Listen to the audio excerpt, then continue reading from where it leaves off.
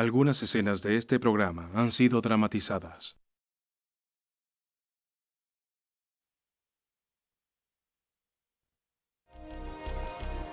Temprano en la mañana del domingo 7 de agosto de 1966, cerca del pequeño pueblo de Everman, Texas, a pocos kilómetros al sur de Fort Worth, un granjero vio un auto abandonado junto al camino.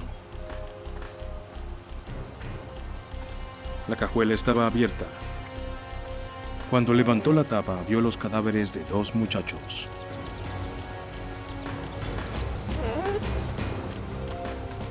Este trágico descubrimiento marcó el comienzo de una serie de crímenes y juicios que duraría 3 décadas y transformaría la ley de Texas.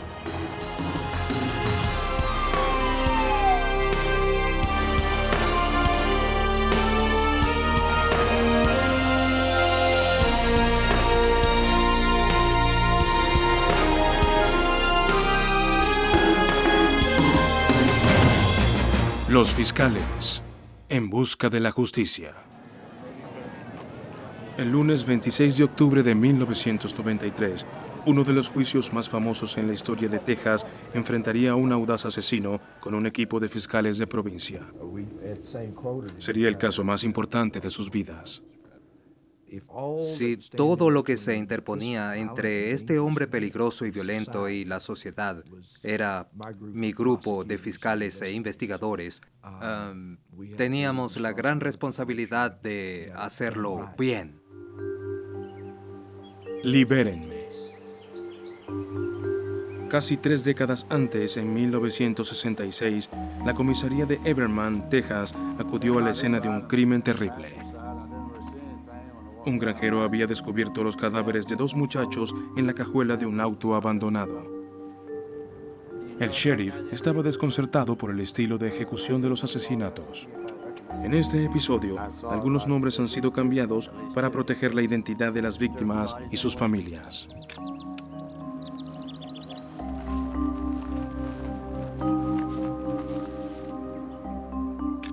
El granjero que descubrió los cuerpos afirmaba conocer a los jóvenes. Richard Bond y su primo Matthew Duncan habían crecido en Everman. Las autoridades descubrieron que la última vez que sus padres los habían visto era la noche del sábado, cuando iban a encontrarse con la novia de Richard, Laura Smith, de 17 años. Los investigadores temían que ella estuviera secuestrada o algo peor. La noticia viajó rápido. Esa mañana, a 160 kilómetros de allí, en el pueblo de Rosebud, un joven se entregaba en la comisaría. Era Roy Dale Green y quería confesar.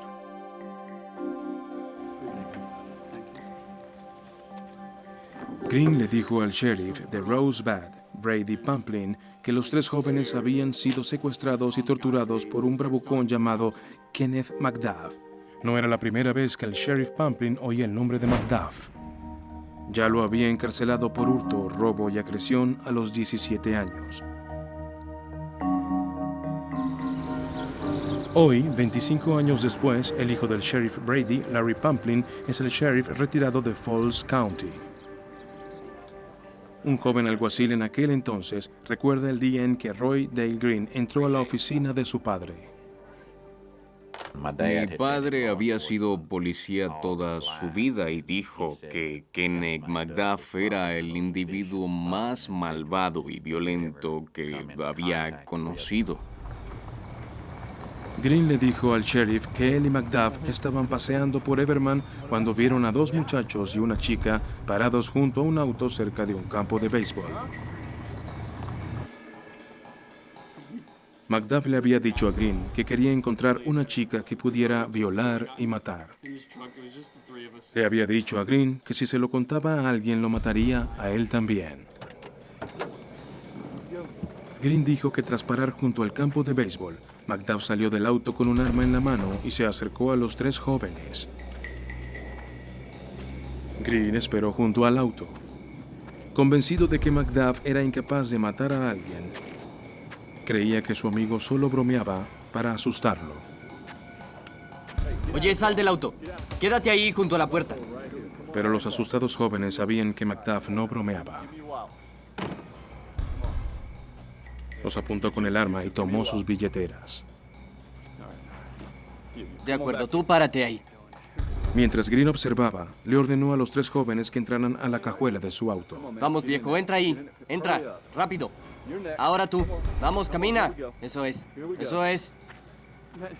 Cuando Macduff le dijo a Green que tenía que matar a los jóvenes porque habían visto su cara, Green dijo que aún seguía creyendo que bromeaba. Vamos a divertirnos. Sí, Toma vamos el a auto matarlos. y conduce. Bien. Sígueme. De acuerdo. Bien. ¿A dónde vamos? Y le siguió la corriente. De acuerdo. Macduff condujo el auto con los 3 jóvenes en la cajuela y Roy del Green lo siguió en el vehículo de Macduff.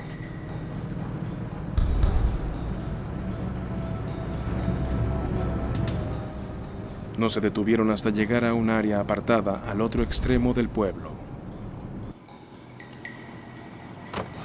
Finalmente, en una carretera secundaria, Macduff se detuvo. Quédense quietos, yo me llevo a la chica. Él abrió la cajuela, le dijo a los 2 chicos que se quedaran quietos e hizo que Laura saliera del auto. Vamos, acércate aquí, Roy. ¿Qué? Green dijo que Macduff le había ordenado meter a Laura en la cajuela del auto de él. Hazlo ya. Está bien. Ahora. Eso es.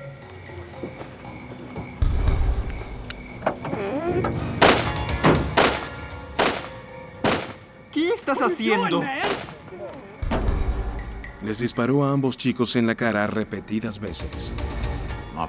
Mi padre no concebía que nadie, sobre todo una persona de 21 años, fuera tan dura y violenta, tan sin conciencia, que fuera capaz de dispararle a 2 adolescentes en la cabeza. Green declaró que Macduff le había ordenado borrar los rastros de neumáticos mientras él eliminaba las huellas digitales del auto.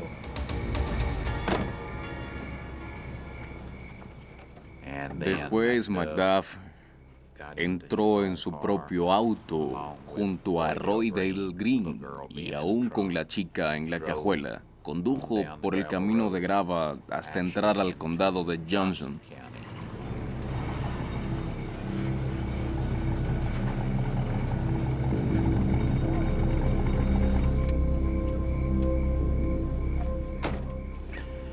En ese momento detuvo el vehículo y violó a la chica.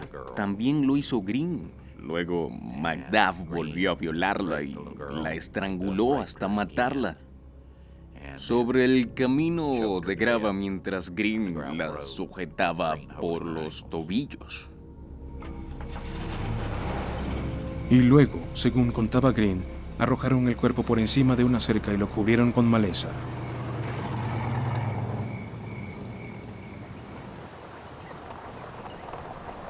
El sheriff Pamplin lanzó una búsqueda intensiva para encontrar el cadáver de Laura Smith.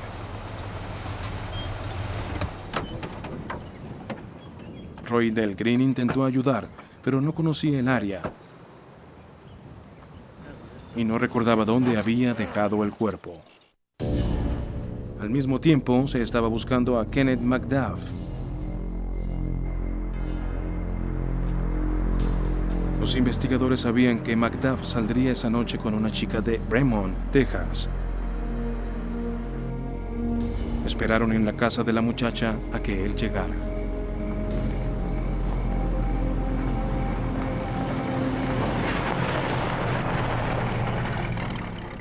Han pasado varios años, pero si mal no recuerdo, eran las 11:30 p.m. cuando se desató el caos.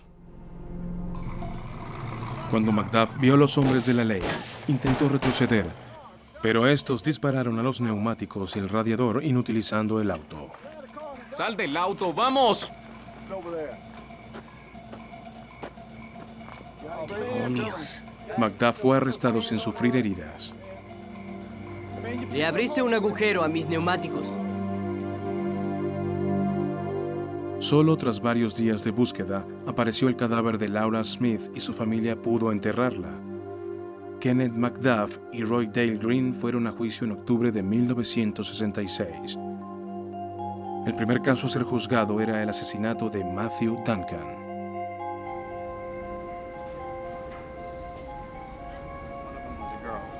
Los fiscales confiaban en poder obtener la pena capital para él.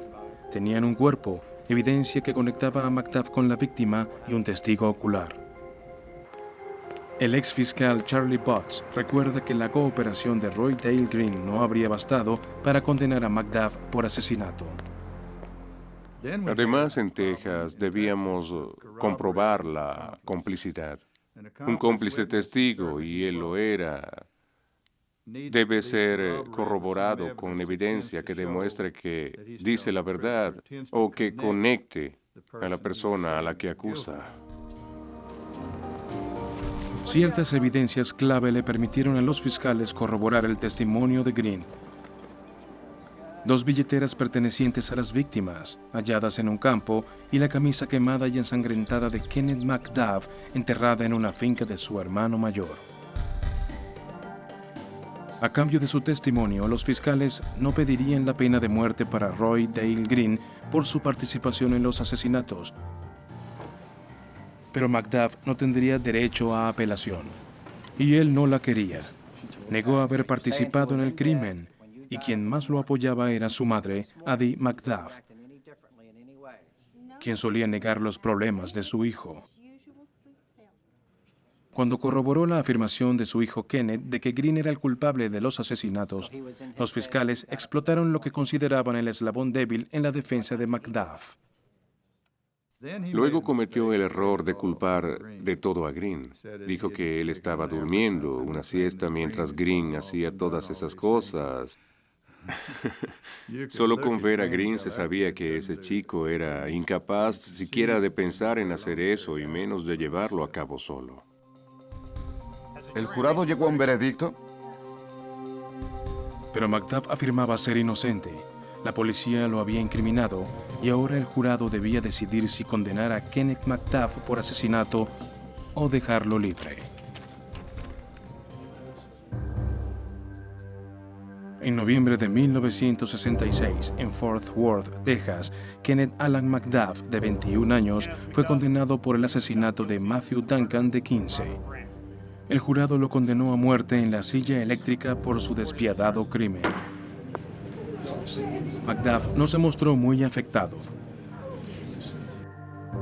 Después del juicio por asesinato de Matthew Duncan, los fiscales no creyeron necesario juzgarlo por la muerte de los otros 2 jóvenes.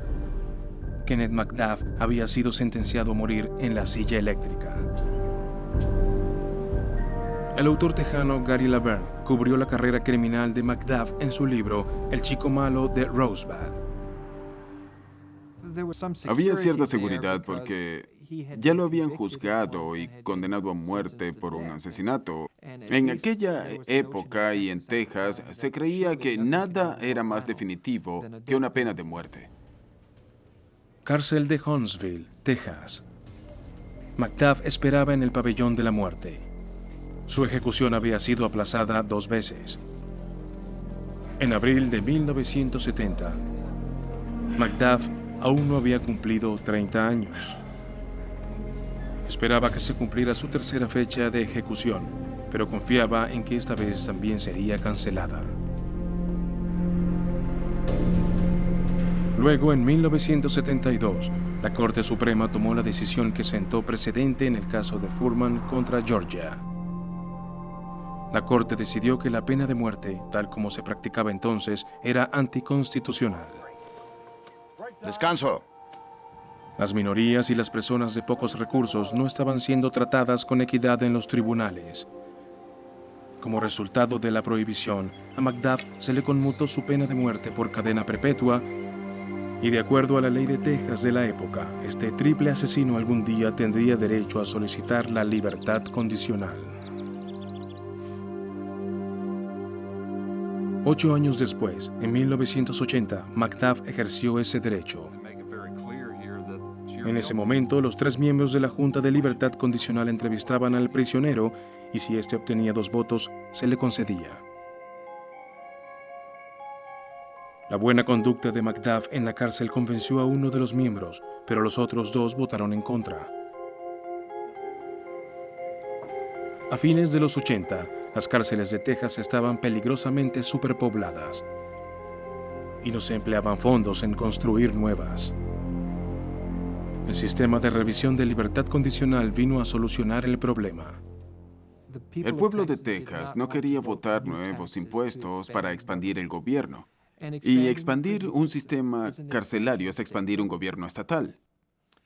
Así que los líderes políticos de la época respondieron ordenándole a la Junta de Amnistías y Libertad Condicional que liberara a miles de personas. Cada mes, cada vez más criminales violentos obtenían la libertad condicional mediante un proceso perfectamente legal.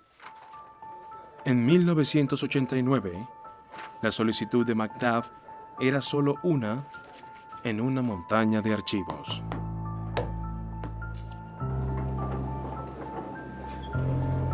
Después de 15 negativas, Kenneth McDuff, increíblemente, obtuvo su carta de liberación. La noticia no tardó en llegar a la comisaría de su pueblo natal. El sheriff Brady Pamplin, que había arrestado a McDuff en 1966 por asesinar a los 3 adolescentes, se había retirado. Su hijo Larry era ahora sheriff de Falls County.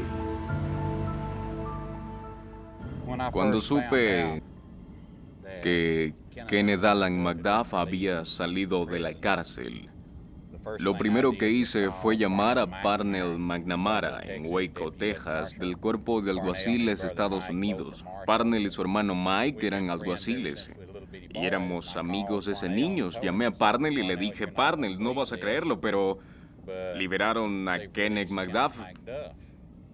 No sé si serán 3 días, 3 semanas, 3 meses, pero tarde o temprano comenzarán a aparecer niñas, jovencitas o chicos muertos. Ahora, otra generación de policías tejanos temían enfrentarse a Kenneth McDuff. Parnell McNamara y su hermano Mike son hijos de un oficial que había ayudado a condenarlo en los años 60. Hoy, ellos son investigadores del Servicio de Alguaciles de Estados Unidos. Recuerdo que estaba sentado ahí, estupefacto. No podía creer que una persona cuerda le hubiera dado libertad condicional a un asesino en serie, a alguien como él, que había asesinado brutalmente a 3 chicos. Era increíble. El 11 de octubre de 1989, Kenneth McDuff salió de la cárcel de Ramsey. Aunque lo habían sentenciado a morir hacía 23 años, ahora era un hombre libre. McDuff regresó al pueblo de Rosebud, Texas, donde había crecido. Todos en su pueblo estaban aterrados cuando supieron de su liberación. Los negocios cerraban, al igual que las casas y las ventanas. Y los niños ya no iban a la escuela. Se reportaba que algunos padres no dejaban salir a sus hijos y que a conductores de autobús se les dijo que tuvieran cuidado porque McDuff estaba libre. Esa es la triste ironía de todo eso. Cuando estaba en la escuela, le había causado problemas a las autoridades escolares siendo apenas un niño. Ahora, tras pasar 23 años en la cárcel, había salido y otra vez los choferes de autobús debían cuidarse. Era un hecho muy extraño en la historia del centro de Texas. Los ciudadanos de Rosebud se sintieron aliviados cuando Kenneth McDuff abandonó el pueblo. En la primavera de 1991, McDuff se inscribió en el Instituto Técnico de Texas en Waco y se mudó a un dormitorio colectivo del campus. Recibió ayuda financiera como parte del programa de rehabilitación.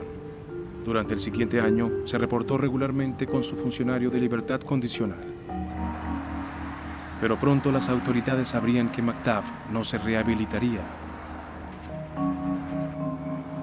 El 1 de marzo de 1992, la policía de Waco investigaba la desaparición de una empleada de una tienda de gasolinera.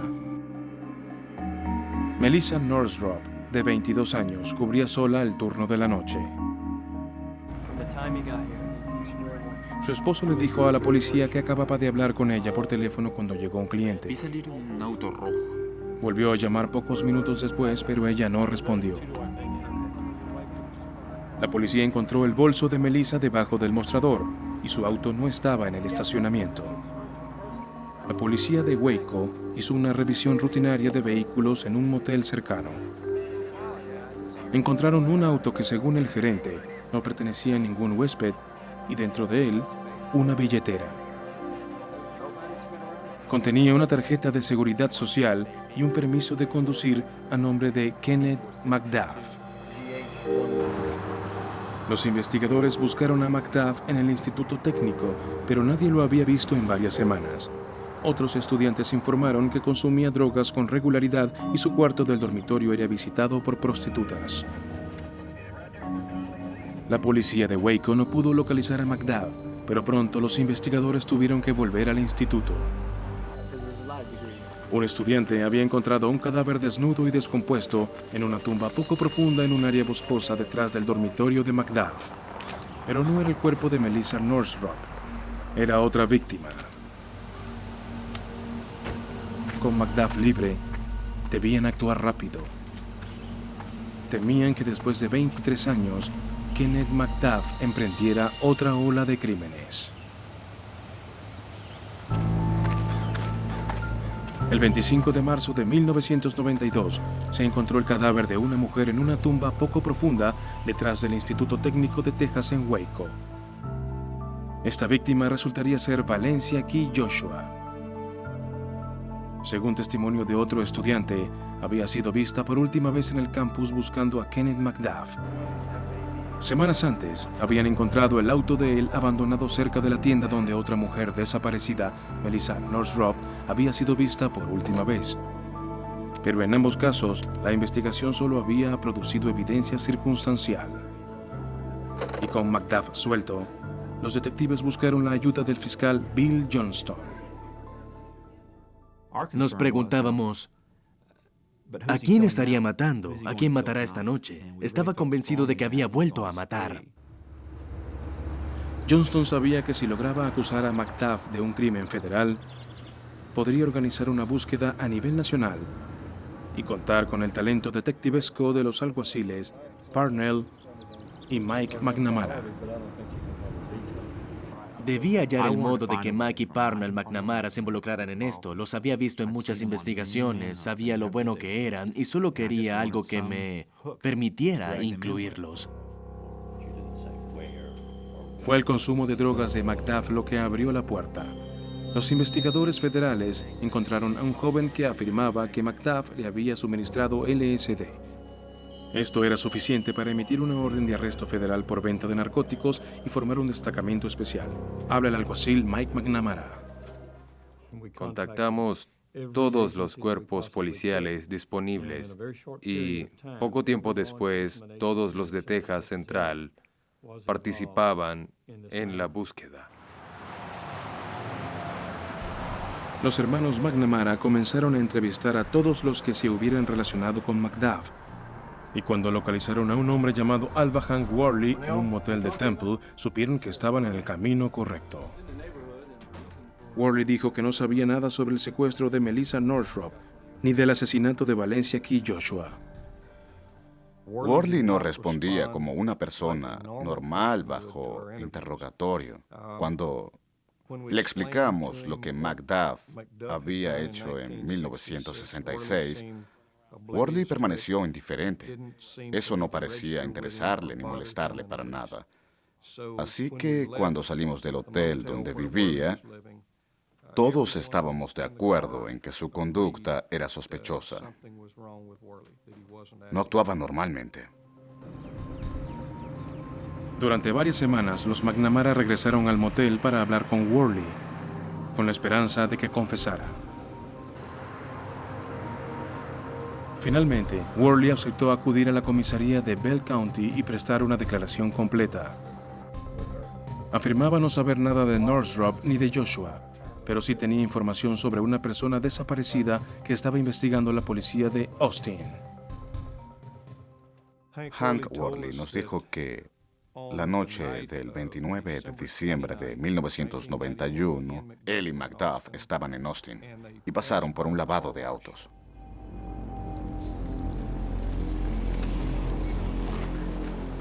McDuff estacionó en uno de los carriles del lavado y le dijo a Worley que se quedara en el auto. Quédate en el auto. Está bien. Según Worley, McDuff pasó al siguiente carril donde una chica estaba lavando su auto.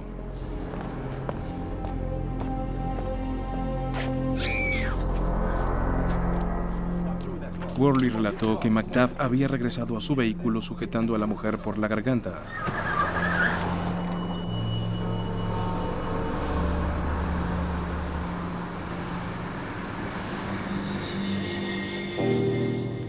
McDuff la violó y asesinó, pero él negaba haber participado en el asesinato. En el auto abandonado, la policía de Austin encontró una billetera y una identificación pertenecientes a la víctima, Colleen Reed. Una foto de vigilancia de un cajero automático cercano ayudó a fijar la hora de su desaparición, después de las 9:15 p.m. Worley no recordaba dónde se había deshecho McDuff del cadáver. Los investigadores por fin tenían un testigo ocular, la misma clase de cómplice débil y sugestionable que había contribuido a encerrarlo 30 años antes por el asesinato de los 3 adolescentes. Pero aún debían encontrar a McDuff.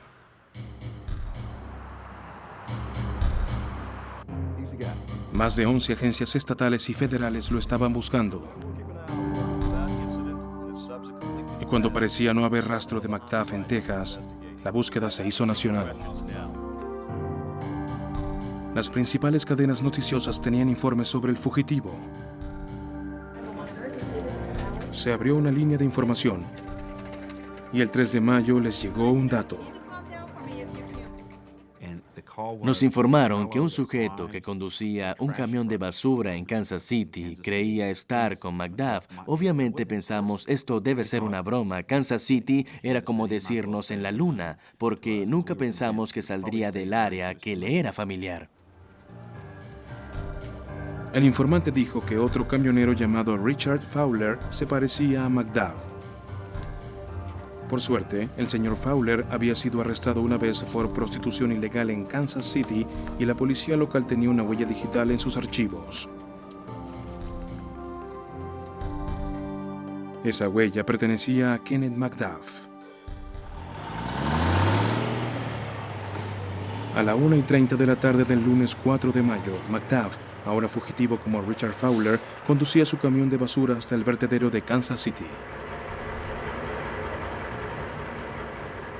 Buenas tardes. Salgan del camión, por favor.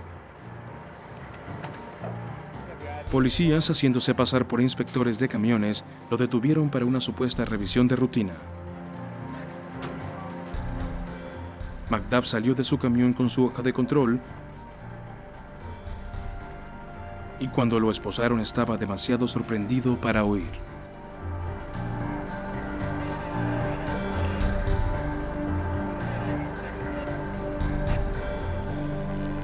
Kenneth McDuff fue transportado en avión a Texas muy bien custodiado.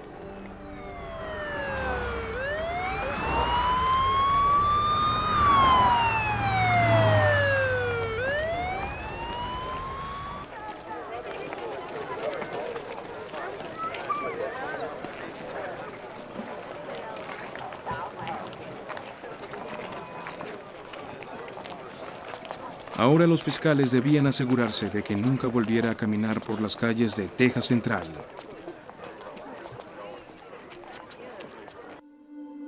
El cadáver de Melissa Northrop, la empleada de la tienda de gasolinera, había sido encontrado recientemente en una cantera abandonada en el condado de Dallas, y su auto en un bosque cercano. El cuerpo de Colleen Reed, la mujer secuestrada en el estacionamiento, seguía desaparecido. Los fiscales tenían un testigo, pero sin cuerpo sería difícil probar el asesinato. En el homicidio de Valencia Joshua no había testigos ni evidencia física que incriminara a McDuff. De los 3 casos, el fiscal electo del condado McLennan, John Siegrist, decidió juzgar primero a McDuff por el asesinato de Melissa Northrop. Nuestra estrategia era conectarlo cuantas veces pudiéramos a la víctima, a la escena del crimen, al lugar donde fue encontrado el cadáver, al motivo del asesinato, a todo lo que encontráramos que pudiera reforzar esos nexos. Esperábamos armar una acusación con pruebas circunstanciales tan contundentes que el jurado tuviera que declarar que más allá de las dudas razonables, ese hombre era el culpable. El primer asistente Crawford Long, un experto forense, presentaría la poca evidencia física con que contaban y se concentraría en tratar de demostrar el patrón de conducta de McDuff al jurado. Cuando presentas un caso de evidencia circunstancial, el problema es que el jurado quiere oír a alguien que entre y diga, vi cómo esa persona cometía el crimen, vi al acusado matar a la víctima. Pero lo único que tendrás es esto, piezas desconectadas de evidencia que, consideradas en conjunto, señalan al acusado como asesino. El primer asistente Freeman hizo que los cómplices de McDuff atestiguaran sobre sus movimientos el día del asesinato y sobre su conducta violenta. Generalmente el carácter de una persona no es admisible como prueba de su conducta. Sin embargo, la ley en Texas admite que sea usado para probar el motivo y la identidad. Este caso era como un castillo de naipes.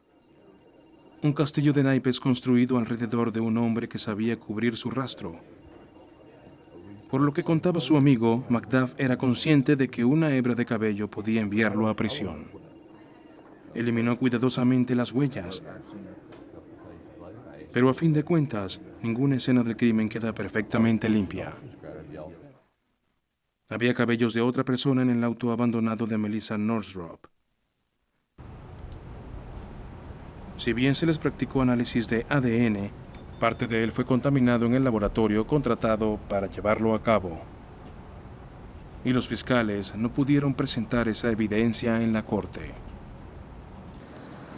Los fiscales del pequeño pueblo debían probar ante el jurado de Houston que McDuff era el único asesino de Melissa Northrop. Pero sin testigos y sin evidencia forense concluyente, los abogados defensores podían argumentar que su cliente era inocente. La fiscalía no tenía evidencia concreta que conectara a Kenneth McDuff con la muerte de Melissa Northrop. El juicio de Kenneth McDuff por el asesinato de Melissa Northrop comenzó en Houston en febrero de 1993. Todos de pie. La corte de su señoría, el juez Haggadow, entra en sesión. Gracias. El fiscal hizo su declaración inicial ante los 12 miembros del jurado. Comenzó con un recuento detallado de los hechos que condujeron al secuestro y asesinato de Melissa Northrop. Describió cómo el auto de McDuff se averió cerca de la Ruta 35 y la carretera nueva en Waco, y cómo McDuff pasó el día tratando de reunir dinero para fumar crack y, según había dicho a un amigo, matar a una mujer. El fiscal le dijo al jurado que poco antes de las 4 de la mañana, McDuff dejó el auto en el estacionamiento del Hotel New Road. A esta altura, no había testigos oculares, pero la fiscalía había demostrado que McDuff sí había ido caminando hasta la tienda de la gasolinera. Ahora mostrarían que había trabajado por un corto periodo de tiempo en otra tienda de la misma cadena y sabía cómo funcionaban. Sabía que no tenía cámara de vigilancia y que la empleada nocturna estaba sola. Sabía que había efectivo en la caja registradora. Claro, pase por aquí. Y no dejó evidencia, ni una sola huella digital.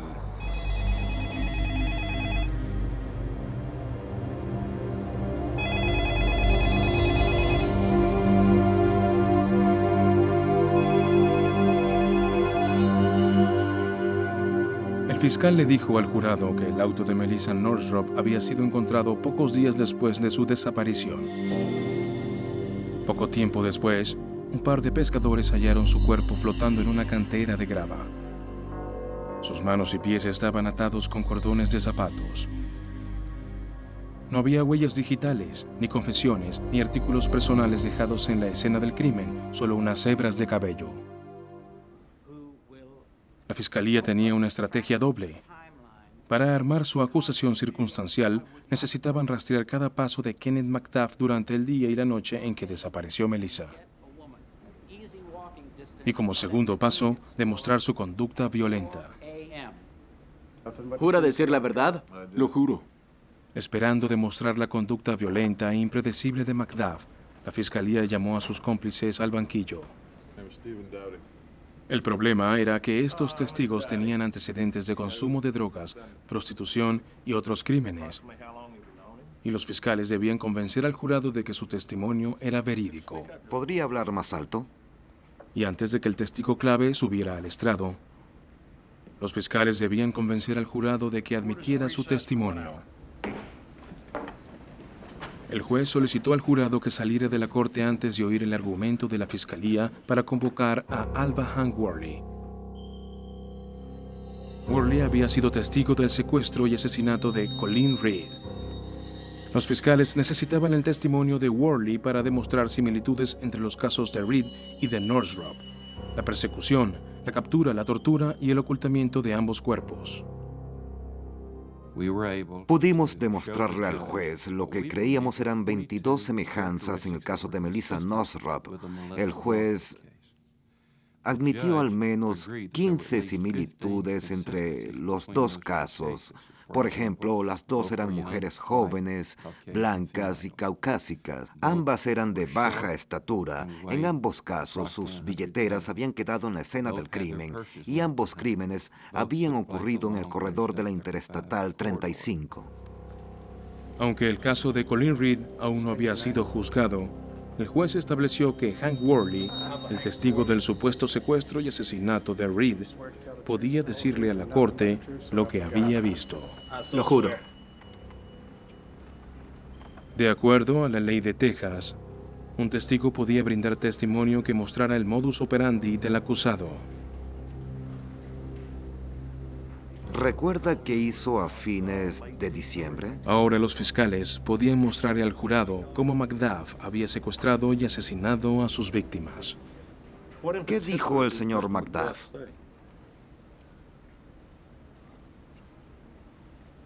Dijo que iba a matar a una chica esa noche. Generalmente los amigos de McDuff eran individuos simples que él necesitaba tener cerca para reforzar su complejo de superioridad. Lo que no sabía era que esas personas tenían conciencia y podían flaquear. Worley dijo que a McDuff le gustaba hablar de secuestrar mujeres, y él vio cómo secuestraba a Colleen Reed en el lavado de autos de Austin. Salió del auto, rodeó la pared, caminando, sujetó a la chica por la garganta y luego la llevó de vuelta hacia el auto. ¿Qué pretendía hacer con ella? Dijo que iba a librarse de ella, que iba a usarla y después hacerla a un lado. Worley dijo que McDuff amarró los pies y manos de la chica con cordones de zapatos, como los encontrados en el cadáver de Melissa Northrop. Sí, señor. Tras no haber podido evitar que el jurado oyera el testimonio perjudicial de Worley, la defensa tenía ahora solo un recurso: desacreditar al testigo. El abogado de McDuff atacó vehementemente a Worley acusándolo de mentiroso y violador. Usted mismo dijo una vez: traté de desatarla. Le dije que intentaría ayudarla. Ella quería que me quedara atrás con ella porque sabía que yo no le haría daño. Así es.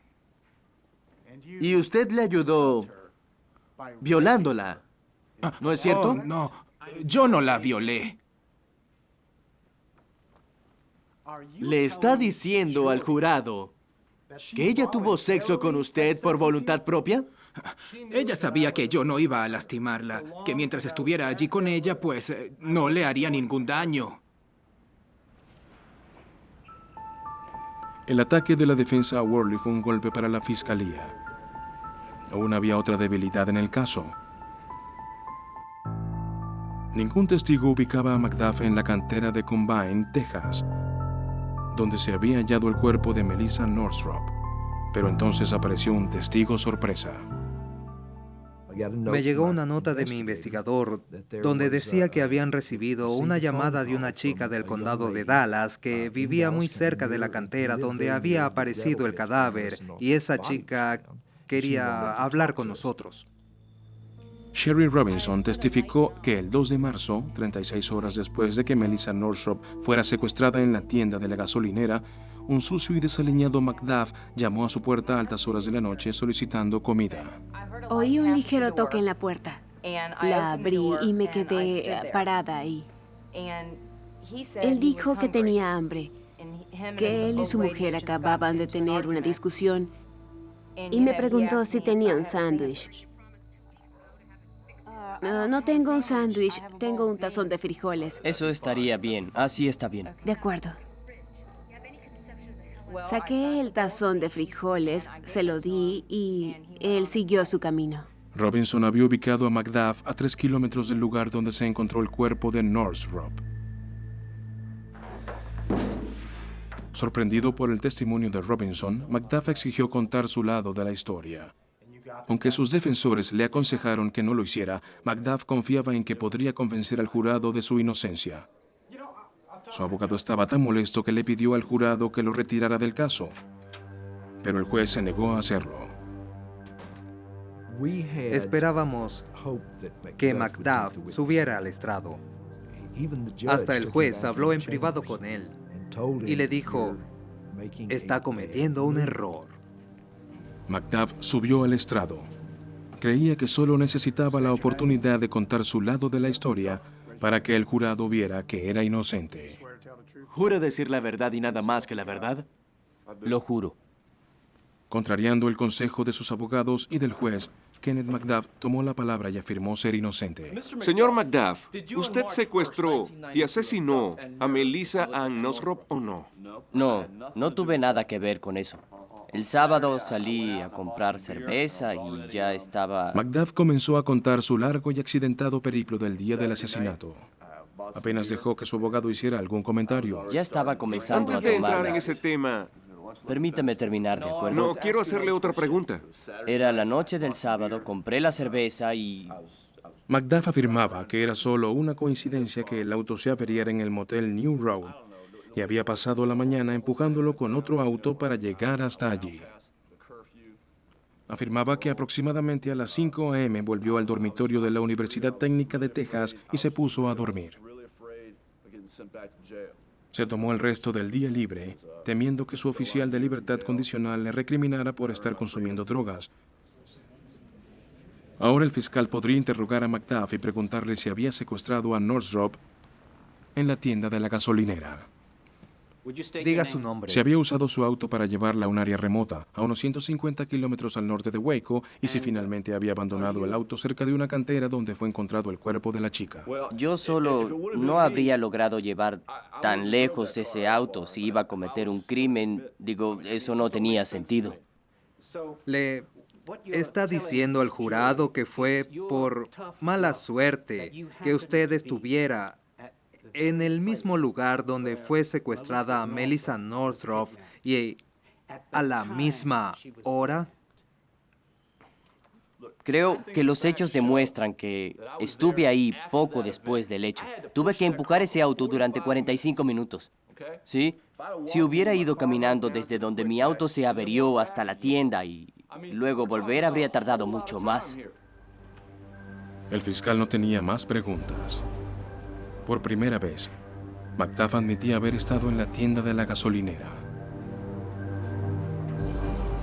Enredado en su propia historia increíble, había dicho la verdad sin darse cuenta. El defensor le dijo al jurado que el caso había tenido muy poco que ver con la ley ni con la evidencia, sino que había dependido del miedo, el odio y la voluntad de despreciar al acusado. En el alegato final, los fiscales argumentaron que el patrón estaba claro. que la evidencia muestra que el acusado era la pesadilla de todos, que es un monstruo surgido de la oscuridad para secuestrar a personas inocentes. El jurado estuvo deliberando durante poco más de 3 horas.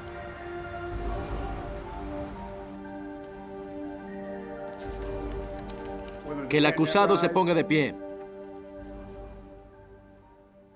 Macduff encajaba con la definición que la mayoría de la gente tiene de un verdadero psicópata y no demostraba ninguna emoción más allá de la rabia. Kenneth Macduff, esta corte lo encuentra culpable del secuestro y asesinato de Melissa Northrop. Se suspende la sesión. No demostró ninguna emoción. Uno de los fiscales del juicio de 1966 describió sus ojos como muertos. Dijo que eran negros y parecían los de un tiburón.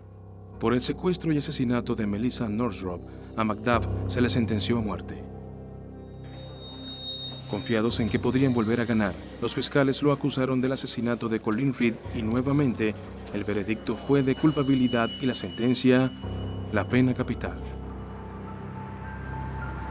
A los ciudadanos de Texas les escandalizaba que su Junta de Libertad hubiera liberado a Macduff mientras cumplía con una cadena perpetua por el asesinato de 1966. Eso los inspiró a aprobar un programa de construcción de cárceles de $2.000 millones. La directora de cárceles de la época, Ann Richards, pudo implementar las reformas conocidas como leyes Macduff, incluyendo una nueva definición de cadena perpetua como pena equivalente a 45 años tras las rejas antes de poder solicitar libertad condicional. El abogado Bill Johnston pasó a otros casos, pero no perdió de vista los cabos sueltos en el caso Macduff. Los cuerpos de Colin Reed y otras 2 víctimas aún no habían sido encontrados. Faltaban un mes o 2 para su ejecución cuando quisimos intentar algo más. Macduff le había confesado a alguien que lo visitaba con frecuencia que había matado a otras 2 mujeres además de Colin Reed y Melissa Northrop, y le había contado dónde había enterrado los cuerpos, pero por alguna razón se negó a hablar de Colin Reed. No quería hacerlo y lo que dijo fue, ya no me necesitarán.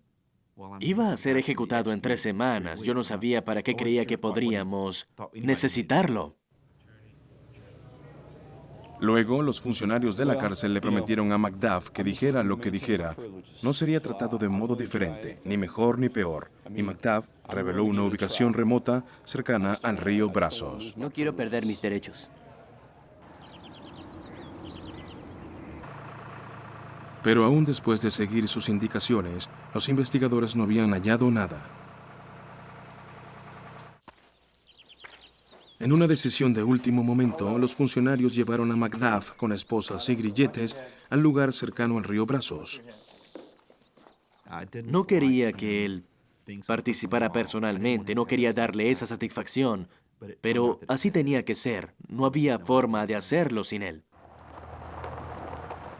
Cuando llegó, Macduff les indicó dónde buscar la tumba de Colin Reed.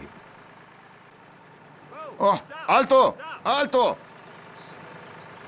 Finalmente, aparecieron los restos de Colin. A Kenneth Macduff se le terminaron las apelaciones el 17 de noviembre de 1998. Ese día le administraron una inyección letal. Sus últimas palabras fueron, libérenme. Eso resume la vida criminal de Kenneth Allen Macduff. Hasta el último de sus días se consideró una víctima y creía ser una persona oprimida. Kenneth Allen Macduff asesinó y se deshizo de los restos de sus víctimas con precisión letal y una premeditación escalofriante. Cuando los investigadores encontraron la tumba poco profunda de Valencia Key Joshua, también encontraron otra tumba cercana. Pero esta estaba vacía. Afortunadamente, Macduff fue arrestado antes de que pudiera encontrar a su próxima víctima.